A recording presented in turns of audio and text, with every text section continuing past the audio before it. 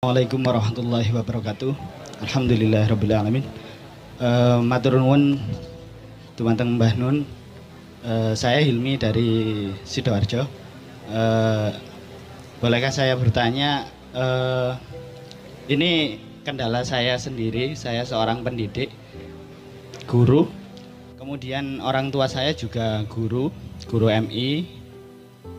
Pengalaman dari orang tua saya yaitu beliau pernah mengajar di 6 instansi selama 30 tahun beliau ngajar, dan dari semua pengalaman yang beliau dapatkan itu hampir sama seperti yang saya alami sekarang, di mana ada sebuah pergeseran di mana seorang guru ini hak-haknya ini semakin lama semakin tergencet. Tetapi ada kondisi di mana guru-guru ini tidak bisa melawan karena tidak ada sebuah benar undang-undang. Dan yang kedua adalah guru-guru ini rasanya tidak punya kekuatan untuk bertahan di dalam sistem yang baru modern ini. Jadi guru-guru ini ingin menerapkan sebuah pola ideologi yang hakiki sebenarnya, tetapi dia harus tergencet oleh beberapa target dan permintaan yang seperti itulah. Akhirnya pendidikan yang dihasilkan atau yang disampaikan kepada murid itu akhirnya mengalami sebuah penurunan. Penggencetan itu dari kurikulum atau Diknas, ataukah dari orang tua murid, ataukah dari apa? Dari kebudayaan? Dari semua yang saya pikirkan itu hampir komplit. Dari pertama dari kurikulum, yang kedua dari sekolah, yang ketiga dari wali murid. Jadi ini guru ini kadang-kadang tergencet pada kondisi itu, dimana kalau misalkan galak takut sama orang tua, bahkan kadang sekarang ini galak dimarahin sama sekolah.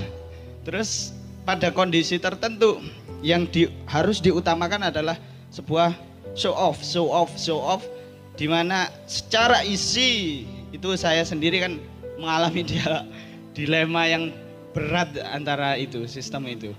Oke, kita lihat itu akibat dari suatu sebab. Sebabnya adalah karena kita menerapkan dan 100% meniru pendidikan barat. Yang asal-usulnya adalah pendidikan yang tidak berketuhanan, yang melihat manusia secara keliru, sehingga lahirlah hak asasi manusia, lahirlah liberalisme, lahirlah egalitarianisme dan seterusnya, yang Tuhan tidak diperhitungkan sebagai faktor.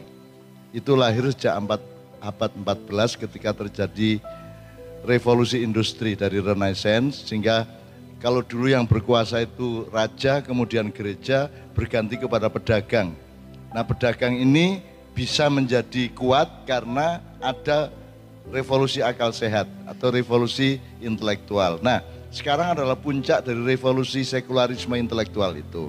Maka akibat budayanya kayak nguniku, nek guru tergencet siji oleh kurikulum, nomor loro oleh orang tua murid, nomor 3 oleh harga diri sekolahan dan keselamatan sekolahan. Nyuwun sewu kepaksa tak jelas titik. Yang tergencet oleh kurikulum itu asal usulnya kayak saka atasi mergo sing salah negarane. Mergo awake dhewe milih negara kayak ngene iki, ya. Gak iso mbedakno. Aku takon, menurut kon sing gawe kurikulum iku kudune Mendiknas apa lembaga negara yang lebih tinggi? Lembaga negara yang lebih tinggi. Ya. Jadi mestinya MPR seperti di zaman pra amandemen. MPR itu nggawe draft-draft termasuk pendidikan, terus memutuskan kurikulum dengan kekuatan negara, di mana pemerintah kudu melok. Nah, saiki sing gawe pemerintah, mergo Indonesia tidak mengenal perbedaan antara pemerintah dengan negara. Iki ya sak pejabatnya gak paham iki masalahnya. Aku takon, Jokowi itu kepala pemerintahan apa kepala negara? Ya, itu menurut kawan karo aku, tapi menurut Undang-Undang 1945 presiden adalah kepala negara. Seharus ya nek sing apik bendahara karo kasir kudune padha tawang loro. Sing gawe aturan karo sing nglaksanakno siji ta loro kudune. Loro, sing ngontrol ono meneh kan begitu. Nah, kalau di perusahaan ada owner, diwakili komisaris, terus ada direktur, ada manajer.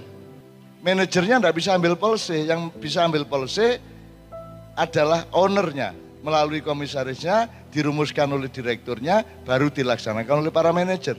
Nah di Indonesia, manajer itu ya direktur, direktur itu ya owner, owner itu ya komisaris. Kata gak kacau ya apa?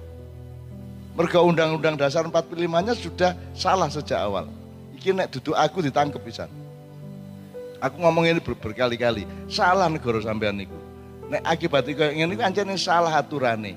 Aturan syariat negara itu salah. Maka akhirnya angger ganti menteri ganti kurikulum. Biayane sambrek. Bendino diganti.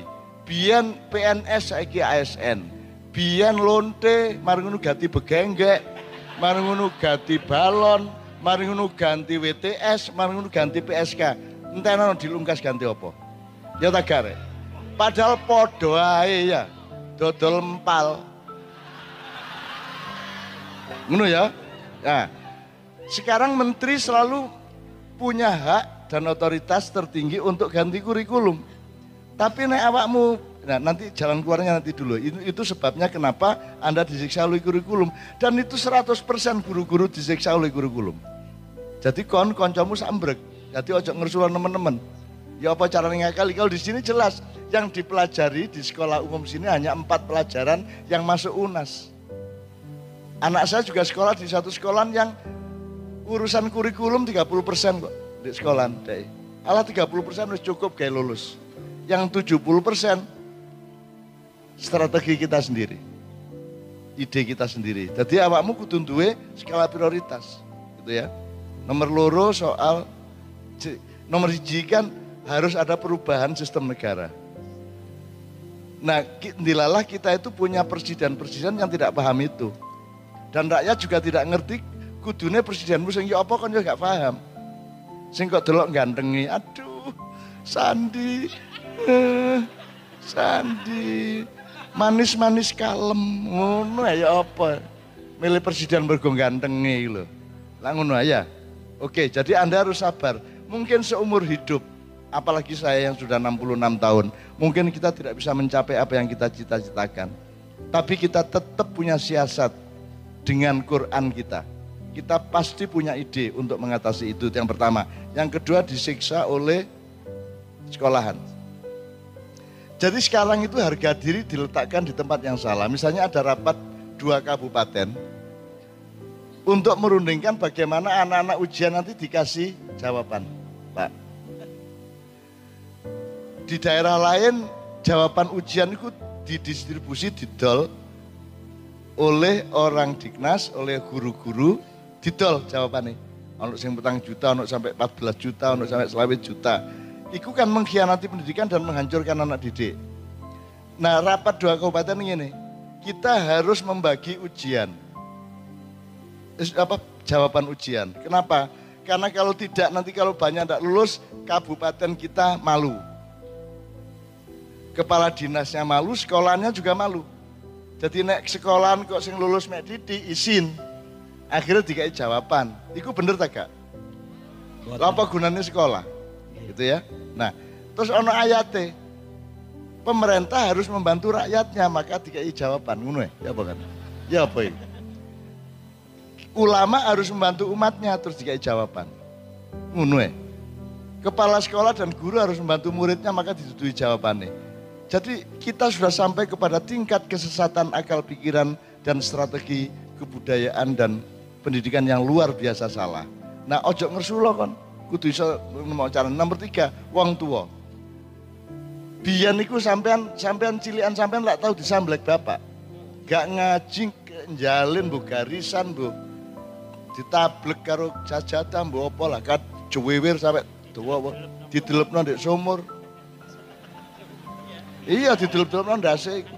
Nek saiki melanggar HAM. KDRT ngono iku. Dadi arek saiki iki gamoh-gamoh. Gak tahu dibanting, gak tahu gelut. Murid dikongkon piket. Gantian sing nyapu kelas. Ngono ya. Iku biasa ta ket biyen. Dek kene kan gak ono cleaning service di sini. Anak-anak ini semua yang membersihkan dan melakukan semuanya. Nah hati-hati nih anak sampai orang tua rene lho, anakku rene bayar kok tak deno jongos, ngono kok ngomongnya. Ki wong tua tambah suwe tambah gendeng wong tua iki. Loh, nek anakmu kepingin dadi wong sing ampuh, ya dilatih. Carane nglatih disiplin, kudu gelem nglakoni sembarang sing apik. Nek perlu dandani genteng ya nek arek wedok aja ya. Menek kelopo, nyapu, umbah-umbah, ya, tertib semuanya, kebersihan, ketertiban, apapun saja. Lah saiki wong tuane muring-muring ya. Loh anak saya ini bayar kok di sini diperlakukan sebagai jongos. Dijewer muring-muring wong tuane lak ngono saiki. Jadi tolong orang-orang tua murid, tolong berpikir kembali dan menimbang-nimbang kembali. Wong sampean dhewe biyen cilikan sampean. Karo bapak iku iso diajar nganggo sabuk sampai pedot-pedot sampai bilur-bilur sampai biru-biru sikil. Nek gak ngaji, nek gak sinau, nek telat sembayang sak piturute. Lah kok saiki anak dilindungi kaya keramik, aja sampai kejemok, aja sampai beset lah ngono. Sesuk anakmu dadi keramik tak dongakno. Dadi golekan pasar iku lho, gak oleh disentuh, gak oleh apa. Utawa ngene, anakmu lebono kulkas beres wis gak ono masalah wis. Lah ya apa ngene jari ngono jari ngono. Kita harus mempertimbangkan kembali itu yang ketiga ya. Nah, menurut saya Anda tidak perlu berpikir makro seperti itu sebab jawabannya kan perubahan negara. Perubahan negara itu harus dipimpin oleh pemimpin besar yang benar-benar pemimpin. Dan kita belum punya sampai hari ini karena sistem kita ini sekarang tidak memungkinkan lahirnya pemimpin yang sejati. Mergo pemimpin ini saiki dipilih mergo duwike, mergo nyang-nyangane. Ya, ada wakil presiden yang tidak bisa ditolak karena dia yang membiayai. Misalnya ngono ya. Ana siji meneh wakil presiden sing iki nek aku gelem ndadekno iki wakil ki rakyat seneng karo aku wong dhek ndek umat sak mbrek. Ngono. Ngira gak? Ya. Loh, jadi urusannya duduk kepemimpinan, urusannya adalah badi. Semua orang cari laba. Maka kita latihan ngene iki mang gembira tanpa biaya, ya toh? Bahagia, pinter, disiplin, tapi seneng, seger, bahagia kabeh. Dadi arek cilik gak apa-apa ngancane kena arek cilik. Wong kon nek rabi meneh, kon kolek rabi oleh Hafidho, kon malam pertama dadi arek cilik. Muda kon. Sing muda sapa? Lah arek cilik sih. Begitu kon rabi dadi arek cilik ndek kamar. Makanya ojo sampai ndek jopo kamar. Menang halal wis duwe surat nikah terus lu halal ya tapi ndek gerdu ya gak halal rek ngono iki ya. Apa meneh sumur anguk-anguk ngono iki gak oleh. Ndukure pogo ta ndukure lemari untuk sensasi. Ono lemari gede jero gluduk. Mbok, ten pundi sampean sena aku jek ngresiki lemari. Gini ya Dek ya. Jadi menurut saya kalau jawaban dasarnya gini. Semua masalah bisa Anda atasi dengan kecerdasan dan kebijaksanaan. Temukan apa yang paling bijaksana. Misalnya ini loh, nek ancane gak api kok jiwir aja kok jiwir. Ndolek cara liyane untuk ngilingno. Makanya pelajari Islam. Misalnya sifatnya Kanjeng Nabi apa rek? Sidik, amanah, tabligh, fatonah dipelajari temen kata-kata itu asal usulnya apa. Fatona harus keempat, tidak boleh fatona disik. Fatona itu hasil dari sidik, amanah, tabligh kait so fatona. Kon nek gak sidik, kon gak iso amanah. Wong gak sidik ya apa oleh amanah? Ya tak gak.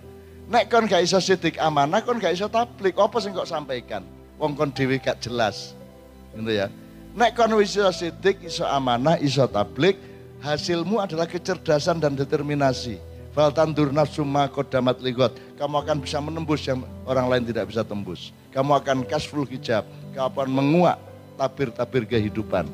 Itu namanya fatonah. Nah saiki awakmu kudu sinau. Bendera kaya apa? Nek kok lakoni kudu apik hasilnya. Nek kira-kira gurung karuan apik aja dilakoni. Ya, makanya hidup itu bener itu bahan mentah. Nek wis bener kok dadekno apik kait kok tokno. Jadi bendera kaya apa kon meneng wae nek gurung apik. Wah, akeh aku iki Indonesia iki. Aku roh bendere salahe roh temen tapi gak tau tak omongno rek. Titik ndok bocor-bocor titik ngene iku. Nek tak dudui temen kon kok kon iku utangmu wis gak iso bayar. Kredit gak entek-entek. Tak ceritani Indonesia Raya pecah ndasmu kon kok ya. Mulane aku nek sinau bareng ngene iki pokoke ya apa awakmu gembira, punya kecerdasan yang bertahap dan bisa mengelola hatimu, pikiranmu dan hidupmu sendiri. Ngono ya, Dik ya. Saya yakin Anda dan orang tua Anda bisa menemukan itu. Jadi pedomannya benar tapi disensor asal baik. Baik pun belum tentu baik, harus bijaksana. Makanya watawasau bil haqi watawasau besar. Selama ini ditamakan saling menasihati kebenaran dan kesabaran. Saiki tak kei tafsir lain. Kon saling mengingatkan termasuk guru dan murid. Antara guru dengan guru, murid dengan guru. Tapi bukan tentang kebenaran, bukan tentang kesabaran. Tapi dengan benar dan dengan sabar. Bener kaya apa, nek gurung wayahe kon sabar. Misalnya ngelingno ibu kok ngene, ngelingno bapak kok ngene, kon duwe anak ngelingno anak, sik sabar. Bener kaya apa nek gurung wayahe kok omongno aja kok omongno. Lah ngono sih rek. Nek Jawa ana bener ana bener. Makanya saling mengingatkan watawasau bil haqi dengan bener, aja gak bener carane. Aja gak bener carane. Nek jek ado gurung tapek kenal kon ngomongi kudu sopan nemen. Nek wis rada idek kudu apik. Nek wis idek nemen ngomong apa adanya bener gak apa-apa. Misale bapak sampun dahar nek kono ya. Terus sing rada idek ngene, pun mangan sampean. Gitu ta? Tapi nek ngarepe wis mbadok kon. Ngono ya. Gak masalah wong wis idek kok. Gitu ya. Itu teori Quran. Kalau masih jauh bil hikmah. Nah, tergantung kasus Anda di sekolahan itu apa? Kalau harus bil hikmah. Kalau sudah agak dekat fastabiqul khairat. Kalau sudah deket bener nggak apa-apa. Kok pede nggak apa-apa, kok jiwir nggak apa-apa. Namanya kulil haqqa walau kana murran. Ngono ya, sip.